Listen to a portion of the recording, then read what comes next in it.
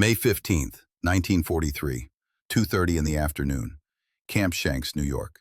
The shackles clinked against Obergefreiter Werner Burkhart's wrists as he shuffled down the gangplank of the Liberty ship. His stomach cramped from weeks of ship rations. His uniform hung loose on his 24-year-old frame, and his mind still reeled from the impossible sight that had greeted him in New York Harbor. More ships than the entire German Kriegsmarine possessed stretched across the water like a steel forest. American dockworkers moved with casual efficiency, and he watched one throw away a half-eaten sandwich that contained more meat than his family in the Ruhr Valley had seen in 6 months. The contradictions overwhelmed his senses. This was supposed to be the weakened, racially corrupted America that Goebbels had described in countless propaganda broadcasts. The decadent democracy that could never match German discipline and industrial might. Yet everywhere he looked, evidence mounted against everything he had been taught to believe. The guards wore clean, well-fitted uniforms. Their equipment gleamed with quality manufacturing. Even their boots appeared superior to the increasingly scarce German army footwear that had been patched and repatched until they barely held together. A Negro sergeant approached with a clipboard, speaking fluent German. This alone shattered preconceptions. Nazi ideology taught that America's racial mixing would create weakness and chaos. Yet this man displayed more organizational competence than many German officers Burkhart had served under in North Africa. The sergeant's uniform bore insignia indicating technical training, medical expertise, and combat experience. How could this racially inferior being, according to Nazi teachings, demonstrate such obvious capability and authority? The processing continued with mechanical precision. American efficiency, not the chaotic incompetence promised by German intelligence reports. Each prisoner received a medical examination more thorough than what German soldiers had gotten before deployment. The American medics used equipment that seemed almost futuristic compared to the increasingly primitive conditions Burkhart had experienced during the final months of the Afrika Korps campaign. They had unlimited supplies of medicines, bandages, antiseptics, and diagnostic tools that German field hospitals could only dream of possessing. Then came the most shocking revelation of all: the mess hall. Burkhart entered expecting the minimal sustenance appropriate for enemy prisoners, perhaps even deliberate starvation as revenge for German treatment of captured enemies. Instead, he confronted an abundance that defied comprehension. Fresh bread, unlimited portions, meat with every meal, vegetables that appeared fresh rather than preserved, and luxuries like coffee, sugar, and even ice cream that had vanished from German tables years earlier. American guards ate identical meals alongside the prisoners, suggesting this abundance represented normal American standards rather than special treatment. The cognitive dissonance began immediately. Everything he had been taught about American weakness and German superiority crumbled under the weight of direct observation. This was not a nation struggling to survive war's hardships, but a country so wealthy it could afford to feed enemy prisoners better than Germany fed its own civilians. The implications terrified him more than any battlefield encounter ever had. If America possessed such overwhelming material superiority, how could Germany possibly achieve victory? That first evening, lying on a clean mattress in a heated barracks, Burkhart stared at the ceiling and wondered if everything he had believed about this war, about his country, about the righteousness of their cause, had been built upon carefully constructed lies. The transformation had already begun, though he did not yet recognize it. Over the coming months, American abundance would systematically demolish every pillar of Nazi ideology, replacing hatred with understanding, superiority with humility, and fanaticism with quiet acceptance of democratic principles. 3 days later, Burkhart found himself aboard an American troop train heading west across the continent. The journey would take him to Camp Hearn in Texas, though he did not yet know his destination. What mattered was the window beside his seat and the revelation unfolding beyond the glass with every mile of track. The landscape contradicted every piece of German intelligence about American industrial weakness and agricultural limitations. Endless fields of corn and wheat stretched toward horizons that seemed impossibly distant, tended by massive mechanical harvesters that dwarfed anything he had seen in German agriculture. The propaganda had taught him that America was a nation of lazy, racially mixed populations living in urban squalor, while neglecting the agricultural foundation necessary for sustained warfare. Instead, he witnessed the most mechanized and productive farming operation imaginable. Every farmhouse blazed with electric lights, even during daylight hours, a casual display of energy abundance that would have been unthinkable in wartime Germany. The blackouts that had defined German civilian life for 4 years seemed to have no equivalent in this strange country that could afford to waste electricity on illuminating empty rooms. Industrial complexes appeared with startling frequency along the rail route. Massive factories stretched for miles, their smokestacks reaching toward the sky like monuments to productive capacity. These were not the bomb-damaged, partially operational facilities that characterized German industry by 1943, but pristine manufacturing centers operating at full capacity around the clock. American workers moved between shifts in personal automobiles, another luxury that had disappeared from German civilian life years earlier. The contrast became overwhelming as mile after mile revealed a nation not merely surviving the war, but prospering during it.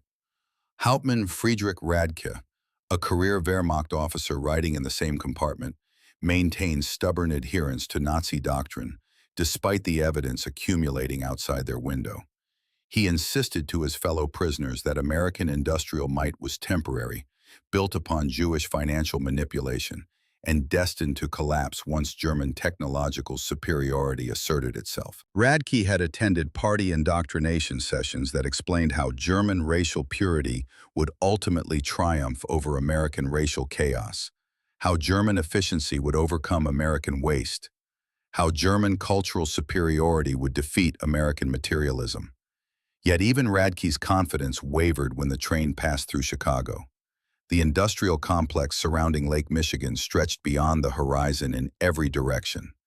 Steel mills, aircraft factories, shipyards, chemical plants, and manufacturing facilities of every description operated simultaneously, producing war materials on a scale that exceeded Germany's peak industrial output. Smokestacks released steady streams indicating full production, while American cities showed no signs of the shortages, rationing, or civilian hardship that had become routine in German urban areas. The prisoners began calculating, almost involuntarily, if this single American city could outproduce entire German industrial regions, what did that mean for the war's ultimate outcome? The mathematics became increasingly disturbing as they considered the implications. Germany had mobilized every available resource, conscripted every possible worker, converted every suitable facility to war production, and still struggled to maintain adequate supplies for military operations. America appeared to be conducting the war as a secondary consideration, while maintaining abundant civilian prosperity. Young Gefreiter Klaus Müller from rural Bavaria pressed his face against the window as they passed through farming communities that resembled his homeland, but exceeded it in every measurable way. The mechanization astounded him most of all. American farmers used tractors, combines, and agricultural equipment that represented the most advanced technology he had ever witnessed. German farming still relied heavily on horse-drawn implements and manual labor, while American agriculture had achieved complete mechanization. The productivity implications staggered him as he considered how much food such efficient farming could produce. That evening, as the train continued its westward journey through the American heartland, conversations among the prisoners took on a different character. The boastful confidence that had characterized their discussions during the voyage from North Africa gave way to uncertain speculation about things they were witnessing. Burkhart found himself questioning not just German chances for military victory, but the fundamental assumptions upon which Nazi ideology was constructed.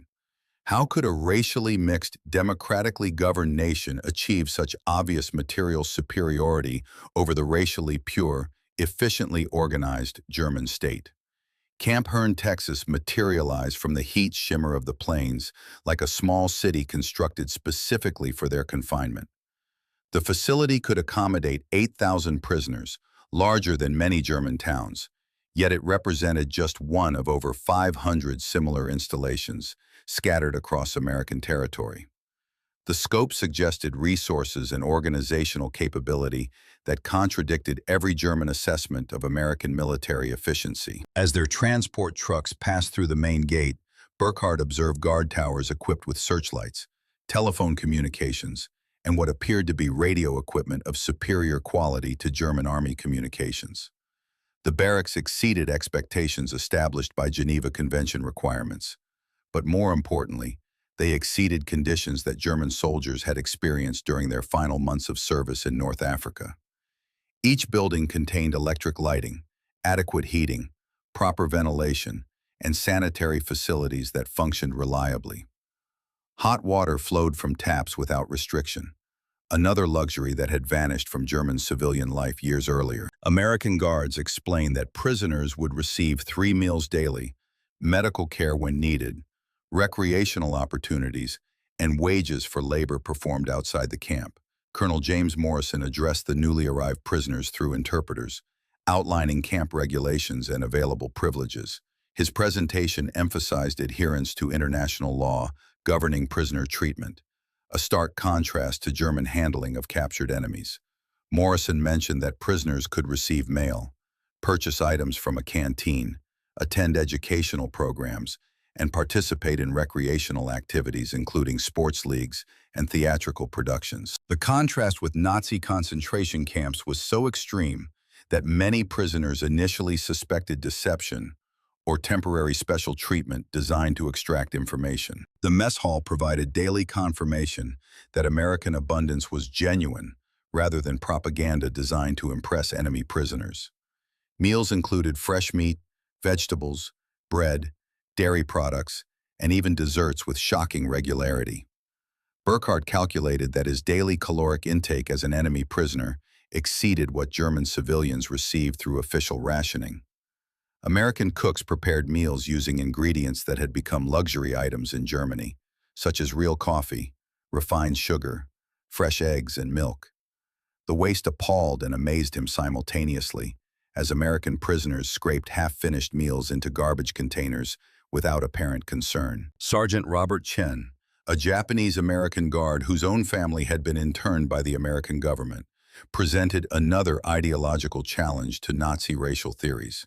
Chen spoke excellent German, having studied the language at university before the war, and demonstrated technical expertise that surpassed most German officers. His presence forced prisoners to confront the obvious contradiction between Nazi teachings about racial inferiority and the capable, educated, patriotic American citizens they encountered daily. Chen's loyalty to a nation that had confined his family revealed complexities in American society that Nazi propaganda had never acknowledged. Work assignments began within days of arrival, providing additional exposure to American industrial and agricultural capabilities. Burkhart joined a detail assigned to local farms, where he witnessed mechanized agriculture that seemed almost magical compared to German farming techniques. American farmers operated tractors larger than German tanks, used combines that harvested grain with mechanical precision, and employed irrigation systems that transformed semi-arid Texas plains into productive agricultural land. The productivity per worker exceeded German agricultural output by factors that made meaningful comparison almost impossible. Local farmer John Patterson treated German prisoner laborers with casual respect that confounded their expectations of American racial hatred and wartime vengeance. Patterson provided transportation, work instruction, adequate water and rest periods, and even shared meals with prisoners during long working days. His treatment suggested that Americans viewed German soldiers as misguided enemies rather than racial inferiors deserving permanent hatred. This attitude contradicted Nazi teachings about American barbarism and Jewish-controlled vindictiveness toward defeated Aryans. Evening conversations in the barracks increasingly focused on reconciling observed reality with previously accepted beliefs. Hauptmann Radke continued defending Nazi ideology, but his arguments sounded increasingly hollow when confronted with daily evidence of American material superiority. Other prisoners began expressing doubts about German propaganda, wondering whether their leaders had deliberately deceived them about American capabilities and intentions. The transformation was gradual but inexorable, as accumulated observations overwhelmed ideological conditioning through sheer weight of contrary evidence. The material avalanche intensified as autumn arrived in Texas, and prisoners gained access to American consumer goods through the camp canteen. Items that had vanished from German stores years earlier appeared in abundant quantities, at prices that seemed impossibly low, even when converted to German currency. Chocolate, cigarettes, soap, toothpaste, razor blades, and countless other manufactured products filled shelves in quantities that suggested unlimited productive capacity. Burkhart purchased a bar of American chocolate and found it superior in quality to anything he had tasted in Germany, even before the war began. American magazines and newspapers, heavily censored but still revealing, provided glimpses into civilian life that contradicted every assumption about democratic weakness during wartime. Advertisements promoted consumer goods, entertainment, luxury items, and services that indicated a population experiencing minimal wartime sacrifice compared to German civilian conditions. American families apparently continued purchasing automobiles, household appliances, fashionable clothing, and recreational equipment, while simultaneously supporting the largest military production effort in human history.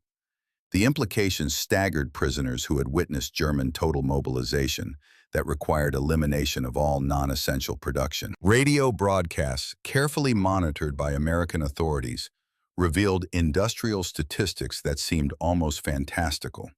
The Ford Motor Company's Willow Run plant was producing one B-24 Liberator bomber every 63 minutes around the clock. American shipyards launched Liberty ships faster than German submarines could sink them. Aircraft production exceeded German monthly output within weeks. Steel production, oil refining, aluminum manufacturing, and dozens of other strategic industries operated at levels that surpassed combined Axis capabilities. These were not boastful propaganda claims, but statistical reports from American industrial organizations. The most shocking revelation emerged through conversations with American guards, who casually mentioned rationing restrictions that would have represented abundance in wartime Germany. American civilians complained about limitations on sugar, coffee, gasoline, and certain cuts of meat, yet these restrictions permitted consumption levels that exceeded German civilian allocations by substantial margins. American workers earned wages that allowed purchase of luxury items, while German workers received increasingly worthless currency for purchasing goods that had vanished from shops entirely. Klaus Mueller, working in the camp motor pool, gained intimate familiarity with American military equipment that revealed technological capabilities Nazi propaganda had never acknowledged. American trucks, jeeps, tanks, and support vehicles demonstrated manufacturing quality that exceeded German standards while being produced in quantities that seemed unlimited.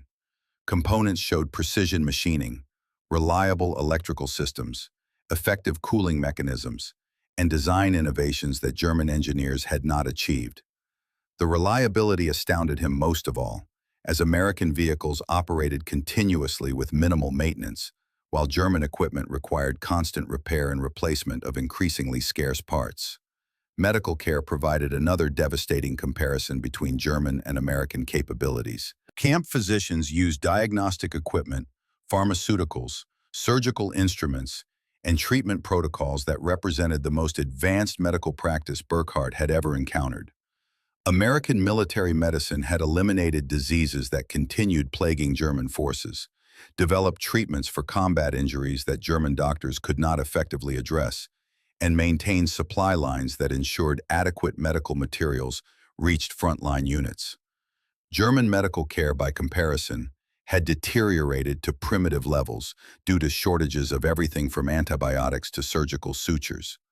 Weather observations provided yet another advantage Americans enjoyed that Germans lacked entirely. American meteorological services provided accurate forecasting that enabled military planning with unprecedented precision.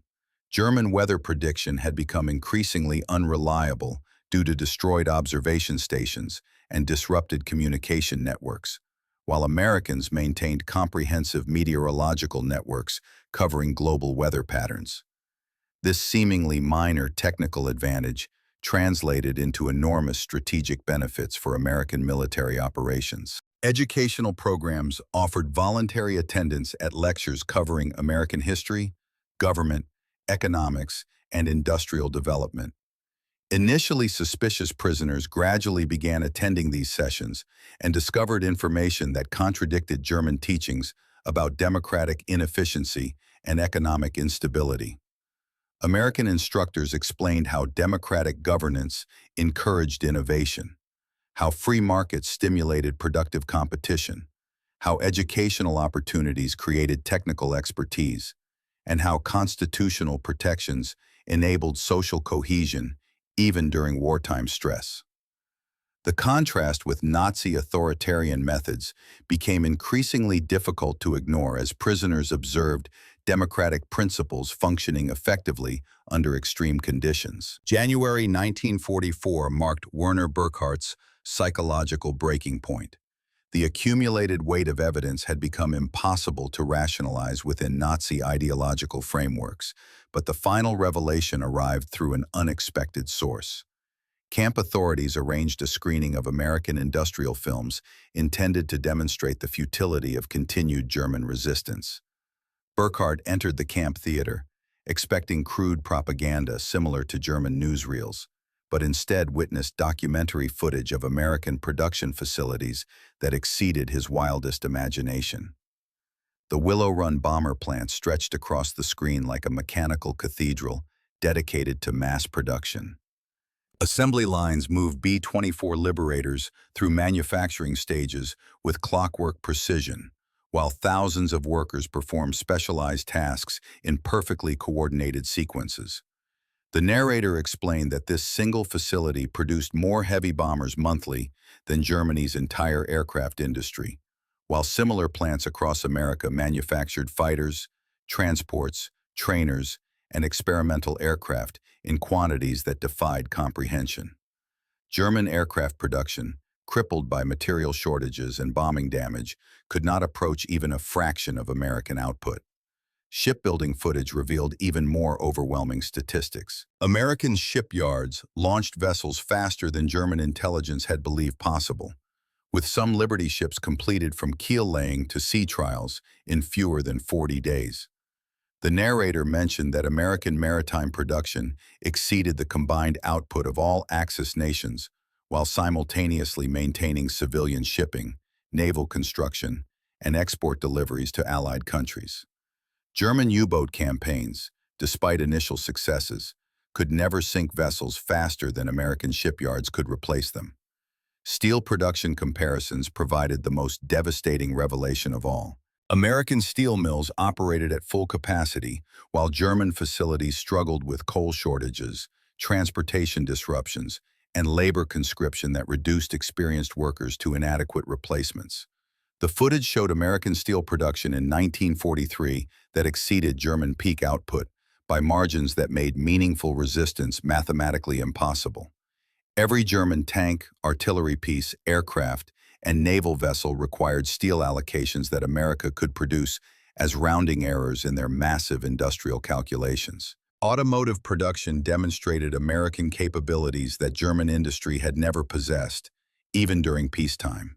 Detroit factories converted from civilian automobile production to military vehicle manufacturing without significant reduction in total output, while simultaneously maintaining some civilian production for essential transportation needs. German automotive production had been limited and expensive even before the war, while American manufacturers produced millions of vehicles annually with casual efficiency that suggested unlimited productive capacity. The oil statistics created complete despair among knowledgeable German prisoners. American petroleum production in 1944 approached 2 billion barrels, while German synthetic fuel production struggled to reach 50 million barrels annually. Every German military operation required careful fuel allocation and conservation measures that limited tactical flexibility, while American forces apparently operated without meaningful petroleum constraints. The implications for mechanized warfare were obvious to anyone who understood modern military logistics. Burkhart sat in stunned silence as the film concluded with footage of American civilian abundance that contradicted every German assumption about wartime sacrifice in democratic nations. American consumers continued purchasing luxury goods, attending entertainment events, driving personal automobiles, and maintaining living standards that exceeded German peacetime levels. The contrast with German civilian hardship was so extreme that many prisoners initially refused to believe the footage was authentic rather than elaborate propaganda deception. Hauptmann Radke's ideological resistance finally collapsed during post-screening discussions. He had witnessed evidence so overwhelming that continued denial required abandoning rational thought entirely. His admission of German defeat carried enormous psychological weight among prisoners who had looked to him for leadership and reassurance. When career Wehrmacht officers acknowledged that Nazi ideology had been constructed upon false premises, regular soldiers found their own doubts validated and began openly questioning everything they had previously accepted without examination. That evening, Burkhart wrote his first honest letter home to his family in the Ruhr Valley. He could not explicitly describe American industrial superiority due to censorship restrictions, but he hinted that German propaganda had not provided accurate information about enemy capabilities.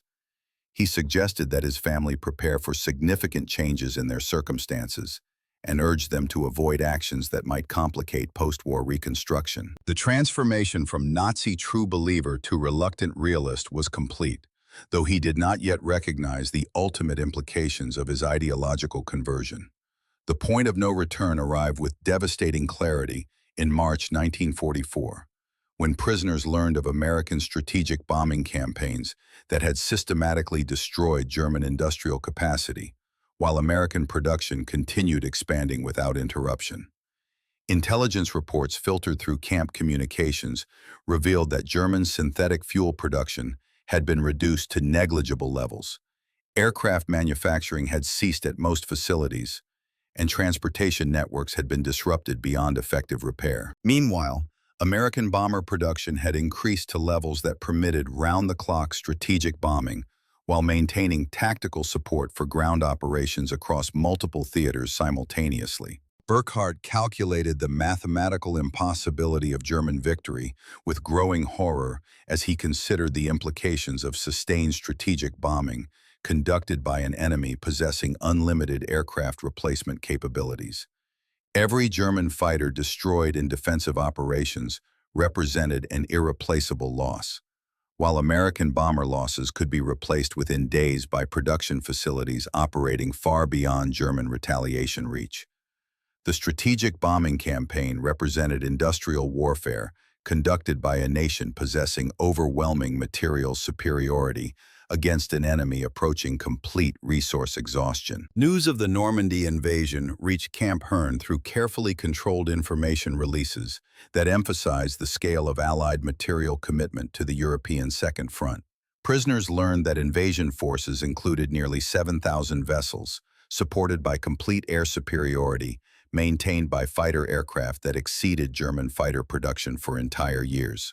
The logistical preparations had moved millions of tons of supplies, hundreds of thousands of vehicles, and vast quantities of ammunition across oceanic distances, while maintaining simultaneous operations in the Pacific theater against Japanese forces. American guards casually mentioned that D-Day represented only one of multiple major operations conducted simultaneously by Allied forces, possessing sufficient resources to maintain global military commitments without straining American productive capacity.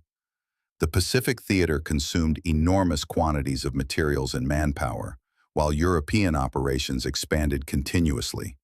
Yet American civilian living standards remained largely unaffected by wartime demands. German total mobilization had achieved maximum possible resource allocation for single theater operations, while Americans conducted multi-theater warfare as if resources were unlimited. The contrast became personally devastating when prisoners received information about conditions in German cities subjected to strategic bombing campaigns. American bombers operated in formations that exceeded entire German Air Force strength, delivering explosive tonnages that surpassed German capabilities by factors that made comparison meaningless. German air defenses, crippled by fuel shortages and aircraft losses, could not effectively resist bombing campaigns conducted by an enemy possessing replacement aircraft faster than German fighters could destroy them. Klaus Müller received a letter from his family in Bavaria, describing conditions that confirmed everything he had learned about German resource exhaustion. Food rationing had been reduced to starvation levels, fuel allocations eliminated for civilian purposes. Manufactured goods had vanished entirely from shops, and medical supplies were unavailable for anything except critical emergencies. Meanwhile, Müller consumed daily meals in American captivity that exceeded his family's weekly food allocation, while enjoying heating, lighting, medical care, and recreational opportunities that had become unimaginable luxuries in wartime Germany. The psychological impact intensified when prisoners calculated their own treatment as enemy captives compared to German civilian conditions under Nazi governance. American authorities provided better nutrition, superior medical care, adequate shelter, educational opportunities, and recreational programs than German citizens received from their own government during total war mobilization. The implications suggested that democratic governance during wartime produced more humane conditions for enemy prisoners than authoritarian governance provided for loyal citizens.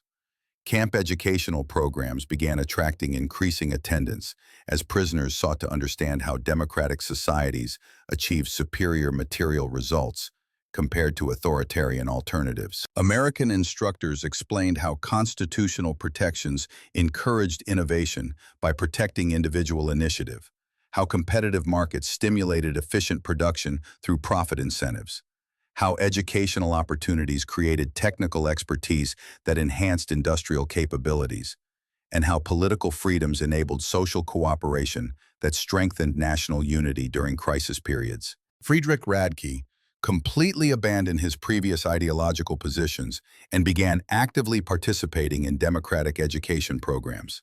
His conversion carried enormous influence among prisoners who had respected his military experience and Nazi Party credentials.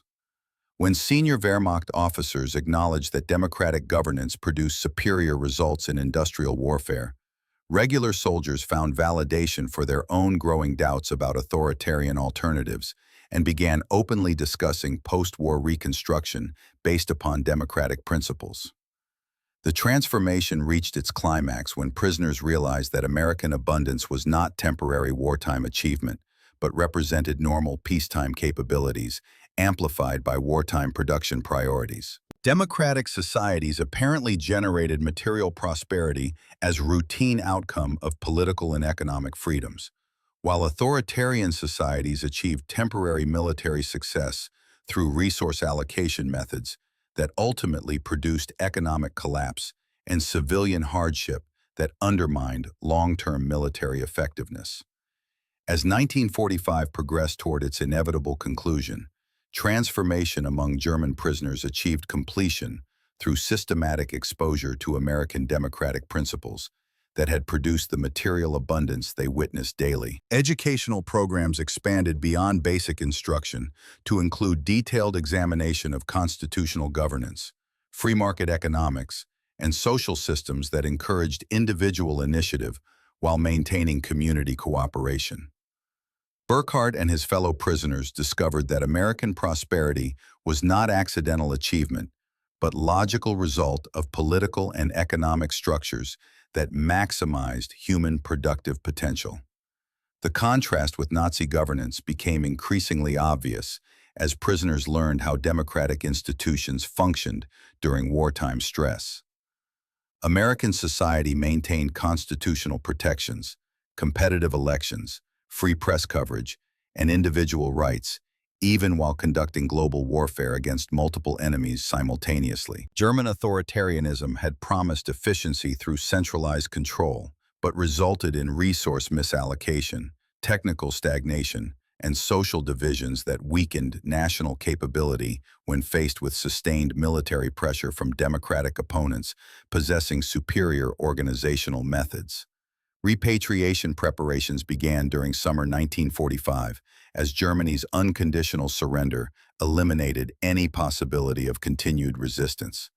American authorities conducted extensive interviews with prisoners to assess their psychological condition and likelihood of supporting democratic reconstruction in post-war Germany. These interviews revealed the extent of ideological transformation that had occurred during captivity, as former Nazi supporters expressed genuine conversion to democratic principles based upon direct observation of superior results produced by American democratic governance. Burkhart's interview lasted several hours and covered his entire experience from capture in Tunisia through gradual recognition of American material superiority to final acceptance of democratic principles as more effective methods of social organization than authoritarian alternatives. His interrogator, a German-speaking American officer, took detailed notes on the psychological process through which exposure to American abundance had systematically demolished Nazi ideological conditioning and replaced it with democratic convictions based upon empirical evidence rather than propaganda indoctrination.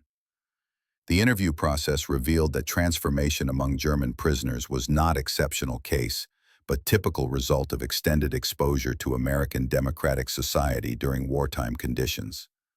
Hundreds of similar interviews documented systematic pattern of ideological conversion among prisoners who had arrived as committed Nazi supporters, but departed as advocates for democratic reconstruction of Germany based upon American constitutional principles. This transformation occurred without coercive indoctrination, but through irrefutable demonstration of superior results achieved by democratic governance.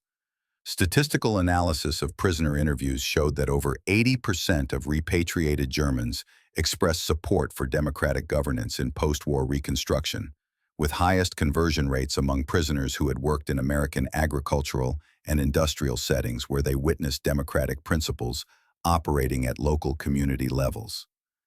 Exposure to American abundance had been less important than observation of social cooperation, individual initiative, and community responsibility that characterized democratic society during wartime stress. Klaus Mueller's departure interview emphasized his amazement at American social diversity functioning effectively under democratic governance rather than creating the chaos and weakness that Nazi ideology had predicted.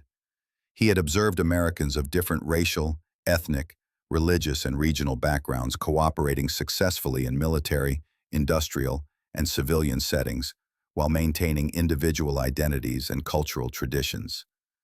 Democratic pluralism apparently strengthened rather than weakened social cohesion by encouraging voluntary cooperation instead of imposed uniformity. Friedrich Radke's final interview documented his complete ideological transformation from Nazi true believer to democratic advocate, who understood that authoritarian governance inevitably produced economic inefficiency, social division, and military weakness when confronted by democratic opponents possessing superior organizational methods.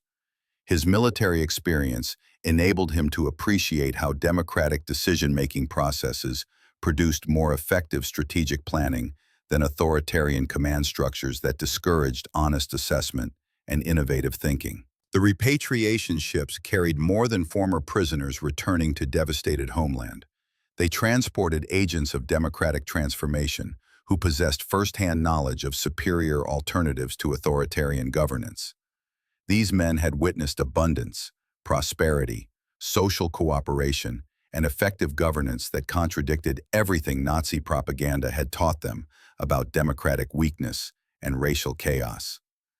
Their experiences provided foundation for post-war German reconstruction based upon democratic principles that had proven their superiority through direct comparison. American authorities recognized that transformed German prisoners represented valuable assets for post-war reconstruction efforts because their democratic convictions were based upon empirical observation rather than theoretical indoctrination.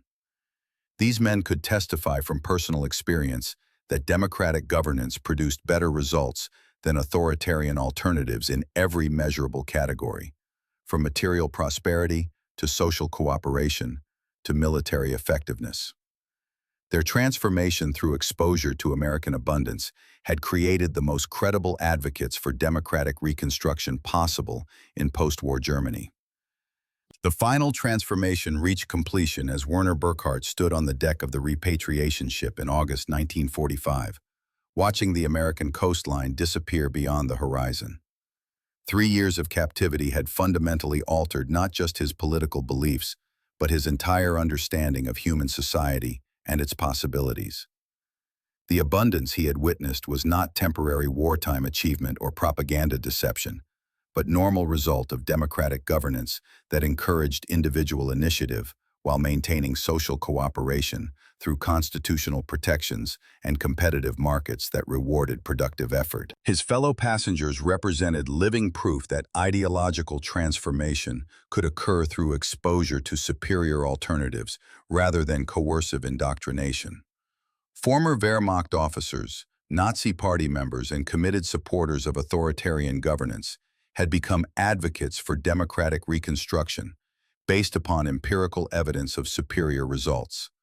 They carried with them detailed knowledge of American constitutional principles, free market economics, and social institutions that had produced the material prosperity and military effectiveness they had witnessed during captivity in enemy territory. The mathematical impossibility of German victory had become obvious through direct comparison of productive capabilities.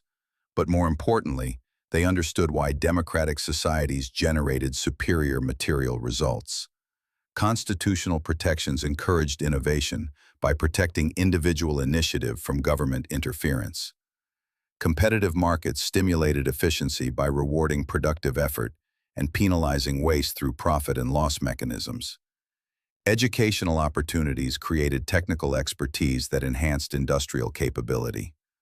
Political freedoms enabled social cooperation that strengthened national unity during crisis periods. Klaus Mueller spent hours discussing post-war reconstruction possibilities with fellow prisoners who shared his democratic convictions based upon observed evidence of superior American governance methods.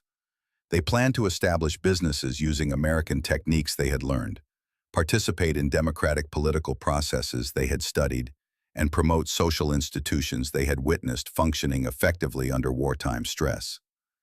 Their transformation represented human capital that could accelerate German reconstruction through application of proven democratic principles. Friedrich Radke's complete ideological conversion carried special significance because his military experience and Nazi Party credentials provided credibility among Germans who might otherwise dismiss democratic advocacy as enemy propaganda.